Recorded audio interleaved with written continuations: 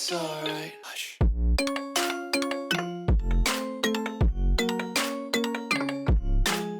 Yo guys, what is up? Max in our Outriders video, and today we're going over 5 things the game doesn't tell you. Now, I was getting constantly asked questions regarding these different things while I was streaming, and so I made this video because there's so many things that people were curious about, and I have the answers for you guys here. If you do enjoy the video, be sure to drop a like, comment, and subscribe. And with that, guys, let's get right into it.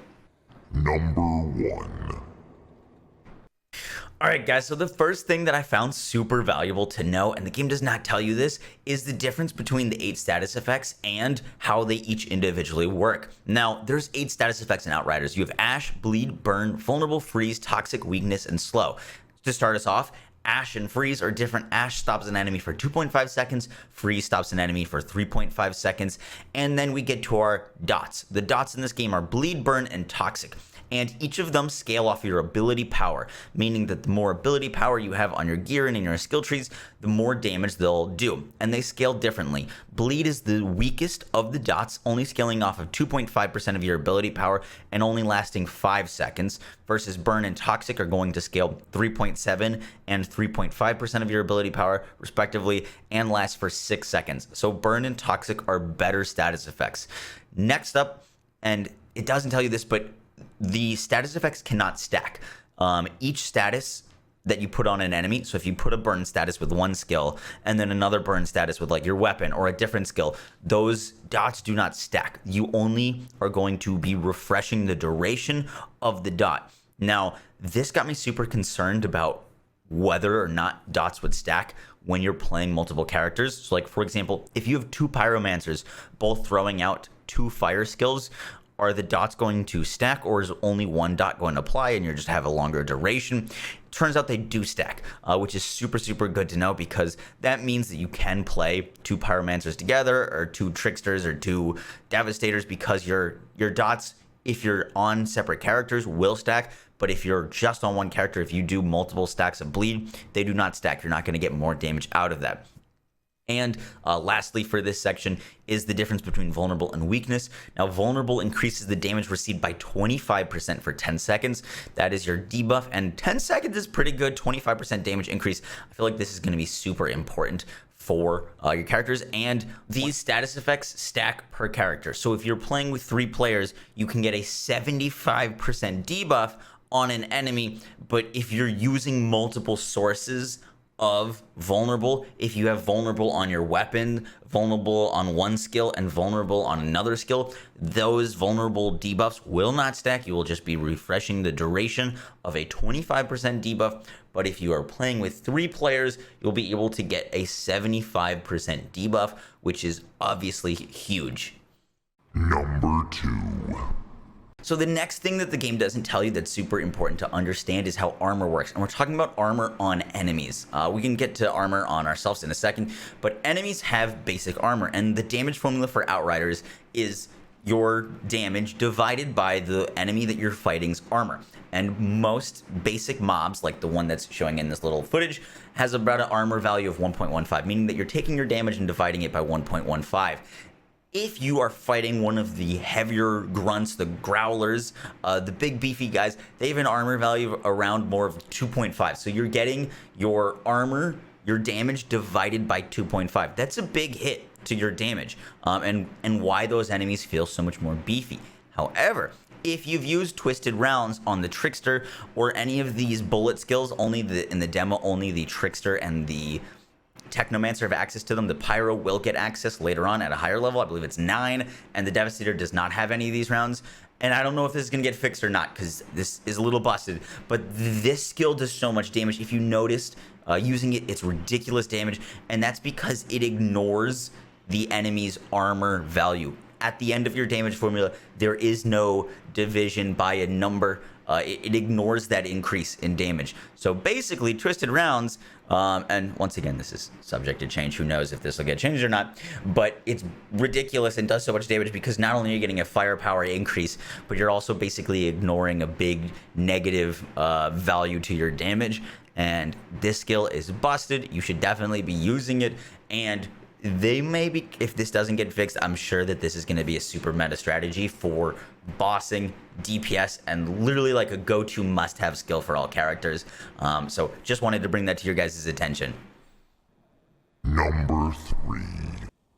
The next thing the game doesn't tell you that's super important to know is about modding. Now, if you played the demo, you know that mods are very impactful. They're probably more impactful than your skill tree. They are huge game changers, and there's over 400 different mods in this game. Now, in terms of crafting, which we don't have access to because that's part of the full game, but you can prepare for the full game by breaking down and acquiring these mods. Now, for example, this mod, Killer Medic, I already own. It's in my inventory, and I only needed to break down one weapon with this mod to unlock it permanently for my character, and then any other weapon that I want to craft, any other mod I want to move, I can put this mod on that because I've already broken it down, and if I have enough resources. And I know that because there's a black square on this Killer Medic thing. You can see there's a black square on that, versus if I look at this submachine gun, there's no black square next to Anomaly Surge, meaning that I haven't unlocked this mod.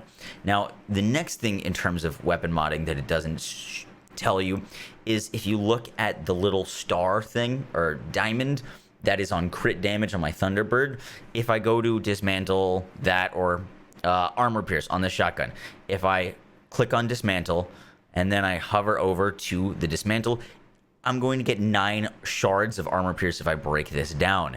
And you can, this is how you acquire shards, but you're going to get shards for different things. And if you want to craft armor pierce and long range damage plus crit damage on a sniper rifle, you could break down these weapons to get those specific parts to then craft them if you have enough shards.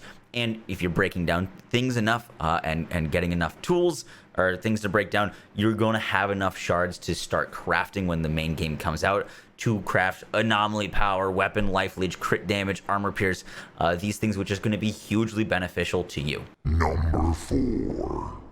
The next thing the game doesn't tell you is there's a progression system that is not world tiers and there's not level, and it has to do with your gear that drops.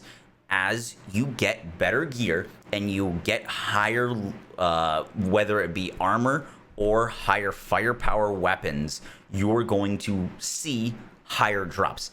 If you're starting on a new character and you get that character to level 7 world tier 5, your drops are going to be around in the 150s, and you're not going to be getting gear that's dropping in the 200s as soon as you hit that highest level, because it's going to scale off of the gear that you're wearing, and it'll progressively give you better and better gear so that your armor keeps increasing and your firepower keeps increasing. So even when you hit world tier 15, you're not going to get the best highest firepower weapons, because you're going to need to get basically better and better and better guns so that your firepower keeps growing. That is why when you're leveling, you keep seeing better armor, and better armor keeps dropping. But now that I'm level 7, I'm not seeing things that are, the highest I've seen is like 360, 370 for weapons, and then my armor, I haven't gotten purple, so it's mainly just been around like 210 for my blues. But there is another system, and it doesn't seem like it's like Destiny's old light version where you had to like have the gear equipped. If you have that gear in your inventory, it seems to know that you have that gear and that'll give you better things. You don't have to always have your highest thing on, but just know that you're gonna want to be picking up these higher level pieces of gear because you're gonna have better things drop for you. And I thought that was super, super interesting. So even when you do reach world tier 15 max level and you're getting guns to drop, you're still gonna be grinding to get the highest firepower, the highest armor of the best rolls, gears, and things, which is just another grind that I'm super looking forward to. Number 5. The last and final thing that the game doesn't tell you, and I had so many people that didn't know this in my streams, is that you can get purples in this demo, and you can only get them from the vendors. And it's just a random draw, a random luck to get one. This video took a while to make because I've been checking all day just to get my first purple, but I finally did. And when you get one in one vendor, both vendors will have them. So meaning that since the other one had a purple. This one will have a purple. It's guaranteed. And it refreshes every hour. It can only be in the sale, and it's different for your 4 characters or however many characters. If you want to check as many vendors as possible, you would have the full 6 characters and check them every hour. On the hour, that's obviously a little bit insane, but if you did want to get purple gear and tier 2 mods, because purples can drop with tier 2 mods, this is the only way to do it in the demo. You can get legendaries from bosses, but you can't get purples, and the purples are pretty badass. So yep, guys, that is it for the video. If you enjoyed, be sure to drop a like, comment, and subscribe. And if you want more Outriders videos, I've got tons of stuff I'm working on. I will catch you guys in the next one. Take care. Peace. I was